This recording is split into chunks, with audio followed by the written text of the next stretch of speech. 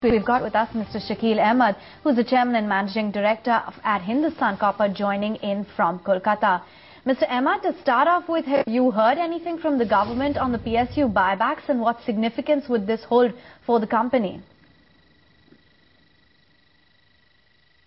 You see, as far as buyback is concerned, it is essentially applicable for much bigger companies which have sufficient cash reserve and do not have adequate investment plan in the near future.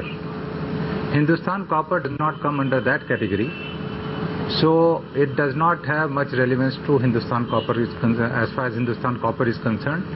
Our cash reserve is limited and our expansion plan is many times more than our cash reserve. So we do not fall under that category, but yes, somebody may be asked to buy back to buy our share. That will be under the category of cross-holding and not the buyback. And Mr. Ahmed, what's the total cash on your books at present, and what is the original plan in terms of how that cash will be deployed? Our cash in hand is about 540 crores and we have investment plan for more than 3,500 crores. That's our position. Mr. Ahmed, we also understand that so far there are 8 mining projects where you're planning to spend about 4,000 crore rupees over the next 5 years. Could you give us an update on these capex plans? Yes, out of a total of 8 projects requiring 3,500 crore worth of investment, we have already chosen the successful bidder for 6 of them.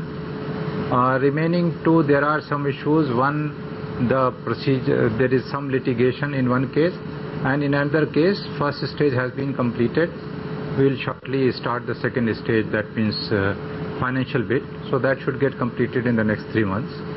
That's our plan. Right. And Mr. Ahmed, give us the timelines that you've set for the follow-on public offer, because we've been hearing the first quarter of the next financial year. There are 2 things. One, that the decision in this regard will be done by DOD, because now we are not going in for any fresh equity part of it. It is just disinvestment. And as on date, no time map, no timeline has been finalized. But all I can say at this stage is that due to auction route available, it gives one more option to Department of Disinvestment to consider that as a possibility as and when it considers our disinvestment. And give us a sense of what your outlook is on copper prices going forward and the kind of demand trajectory we're likely to see in FY13. You see, before third quarter, the copper prices were hovering above $9,000 per ton. I am referring to LME copper prices. Then suddenly, due to Eurozone debt issues, fear of recession in US economy and slowing down of Chinese economy, the third quarter beginning October to December was quite bad in dollar terms. As far as we are concerned in this country, due to more or less simultaneous depreciation of rupee, the impact was very small on our revenue. Now the current quarter, although the prices have not gone in 9,000 range, they are still hovering around 8,500 range, but there has been about 10 to 11% depreciation in rupee vis-a-vis dollar. So we are getting good margins at current LME prices and current exchange rate.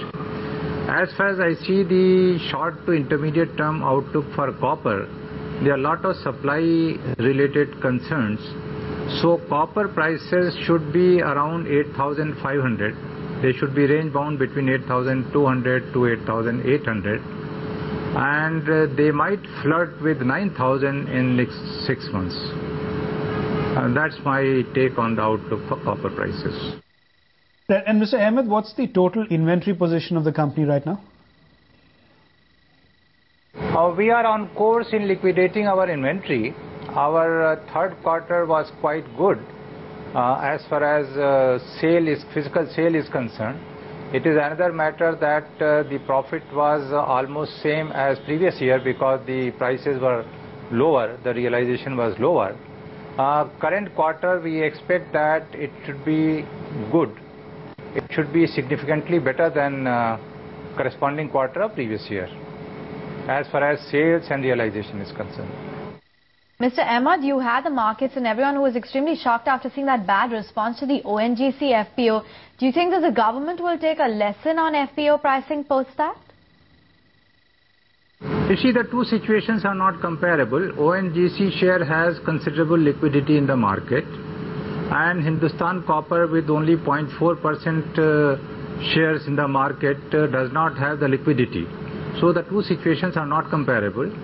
As far as Government of India is concerned, it decides each case of FPO on taking into account several factors, and market quote, valuation, and future growth prospects. All these things will go into fixing the share price.